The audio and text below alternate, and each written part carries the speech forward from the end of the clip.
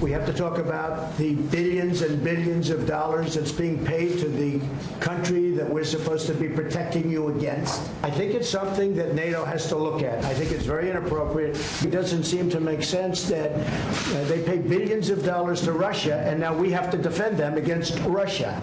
And they put the natural gas hub and the oil hub right in Germany. Earlier at the NATO summit, President Trump calling out European countries purchasing energy from Russia, specifically Germany, while benefiting from U.S. protection.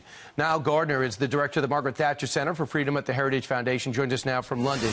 Does the president have a point? And we're surprised he brought it up over what seems to be breakfast.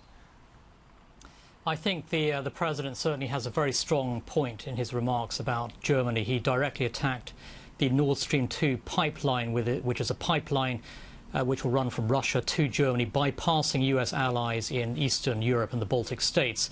And so the president was absolutely right, actually, to condemn the pipeline. This is a Russian project. The Germans are fully collaborating with us for business purposes. This undermines, actually, the pipeline undermines the security of the NATO alliance. And so the president was 100% right to criticize this pipeline and also to call on the Germans to increase their pitifully low defense spending, actually, which stands at just 1.2% of GDP. Compare that to the United States, 3.5% of GDP on defense.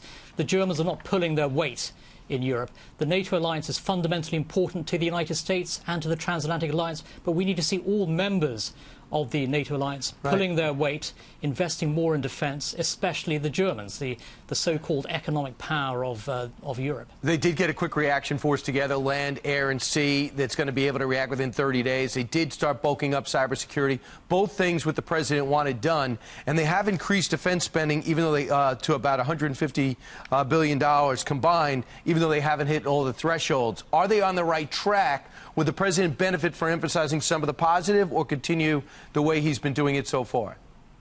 Well, the Germans certainly have announced some limited increases in defence spending, but they're way, way below the level, for example, of Great Britain, which spends 2% of GDP on defence. And so I do think that the president is right to really call out countries like Germany on the defence spending issue. And at the end of the day as well, I mean, the Germans are operating an appeasement policy towards Russia with the Nord Stream 2 pipeline. And so this tough message from the president directly to the Germans, I think, will be effective. There will be many U.S. allies in Europe who will fully support, actually, the U.S. Position on this. So the president is not isolated in Europe. Poland and many Turkey. U.S. allies will support him. And now, real quick, Poland and Turkey just said, yeah, we got a problem with Germany as well. Real quick, you said that the alliance is obsolete, so you think it should be expunged? No, I mean, the NATO alliance is not obsolete. The NATO alliance is fundamentally important to U.S. strategic interests. It's vital to the defense of the free world, but we need to see all NATO members investing more in the NATO alliance, investing more in defence, investing more in the future of the transatlantic alliance. But NATO is far from obsolete. It is a vital alliance for the United States. But we need to see all members working with the United States to strengthen the alliance. All right, so far a rocky start, but a very direct, candid start. A lot of this stuff's usually done behind closed doors. With this president, he lets it all hang out. Now it's very interesting. Now, Gardner, thanks so much. My pleasure, Ryan. Thank you.